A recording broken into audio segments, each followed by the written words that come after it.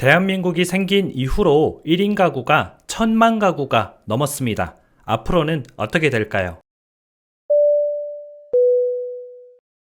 안녕하세요. 재테크 읽어주는 파일럿입니다. 현재 이제 결혼을 하지 않는 그런 풍속이 조금씩 자리를 잡고 있고요.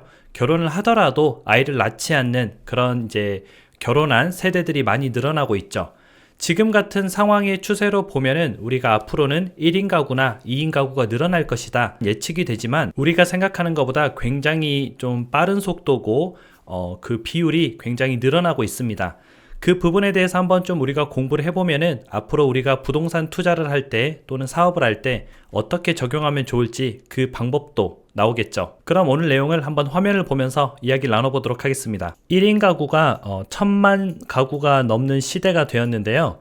이게 대한민국 건립 이후로 역대 처음 있는 일이죠. 지금은 이런 시대에 우리가 살고 있고, 약간은 좀 씁쓸하긴 합니다. 이렇게 1인 가구가 늘어난다는 것은 이제 사람들이 결혼을 하지 않는다 뭐 이런 거기 때문에 약간은 좀 씁쓸하긴 하지만 현재 추세는 이렇다 하고 보면 되고요. 5곳 중에서 2곳은 1인 가구라는 뜻입니다. 전체 가구의 무려 41%에 육박하는 엄청난 숫자죠. 100가구가 있으면은 그 중에서 41가구는 1인 가구라는 말인데, 조금 있으면 뭐 거의 절반을 넘을 것 같기도 한 그런 수치죠. 1인 가구도 좀 이제 소형 가구지만 2인 가구도 소형 가구잖아요. 2인 가구 같은 경우도 580만 가구입니다.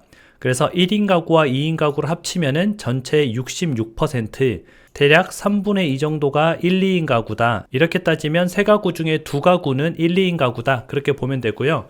정말 엄청난 숫자죠.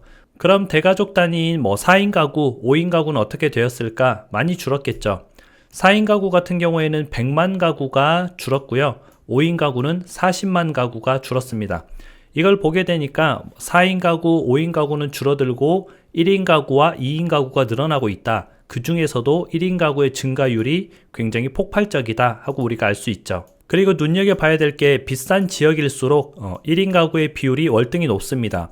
그 말은 비싼 지역에 거주할수록 뭐가 높을까요? 바로 집값이 높죠.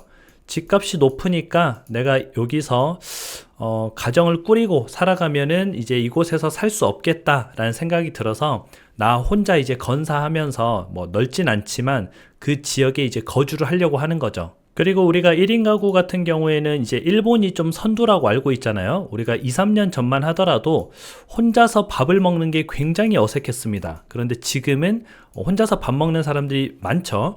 식당 같은 경우도 이제 혼자서 밥을 먹을 수 있게 자리가 아예 그냥 1인석 이렇게 있는 경우도 있고요. 요새는 핸드폰 하면서 밥 먹는 게 좀 어색하지 않은 그런 시대가 되었죠. 근데 그 1인 가구를 이끌었던 일본 같은 경우도 1인 가구가 38%밖에 안 됩니다. 그런데 우리는 아까 41%였죠.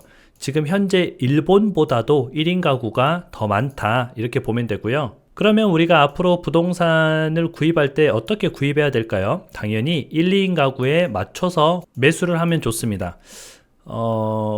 예전에는 그냥 국민평수가 이제 33평이었죠. 근데 제가 이제 국민평수가 25평으로 바뀔 것이다 라고 말씀을 드린 방송이 굉장히 인기가 있었습니다.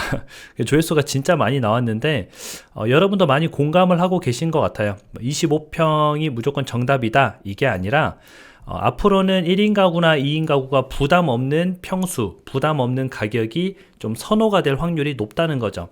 당연히 그렇죠. 1, 2인 가구가 돈이 많지가 않은데 33평 살면 좋지만, 또는 40평 살면 좋죠. 근데 가격이 일단 부담이 되고 내가 그렇게까지 넓은 집이 굳이 필요할까라는 생각을 하게 되는 겁니다.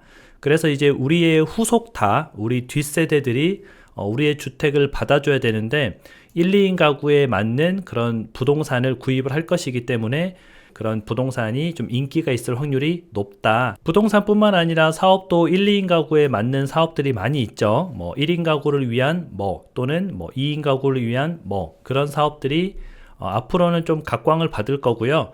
대가족에게 좀 해당이 되는 사업들은 아무래도 좀 시장이 줄어들겠죠. 그래서 1, 2인 가구 시대가 우리가 바라는 시대는 아니고 올바른 시대는 아니지만 전체적인 흐름은 그렇게 가고 있다. 그래서 우리가 부동산을 하거나 사업을 하거나 할 때도 초점을 좀 1, 2인 가구에 맞추면은 좋겠죠.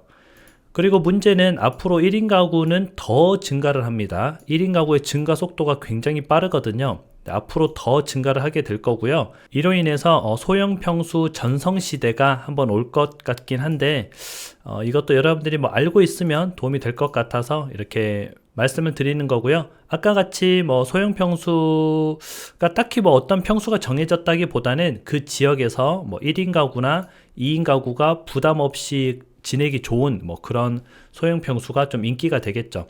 각 지역마다 조금 특성이 있고 차이가 좀 나겠죠. 대형 평수 같은 경우는 그럼 어떻게 하냐? 40평, 50평 이런 대형 평수 같은 경우에는 실거주는 뭐 좋습니다. 그런데 투자는 고민을 조금 해봐야 됩니다. 내가 대형 평수를 투자해서 돈을 좀 부동산으로 벌겠다 이런 걸 좀 고민을 해봐야 되고요. 그냥 내가 좀 돈이 있고 뭐 나는 넓은 데서 살고 싶어요. 그래서 나중에 가족들이랑 좀 살고 싶어요. 그런 분들은 이제 대형 평수가 괜찮지만 투자적인 측면에서는 뭐 그렇게 선호되는 투자는 아닐 것이다 보고 있고요. 줄어드는 인구로 인해서 지방의 비인기 지역 같은 경우도 좀 위험합니다. 이런 부분도 투자를 좀 고민을 해봐야 됩니다. 1인 가구, 2인 가구가 조금 활성화될수록 그 1, 2인 가구들은 어디로 모이냐면은 바로 도시로 모입니다.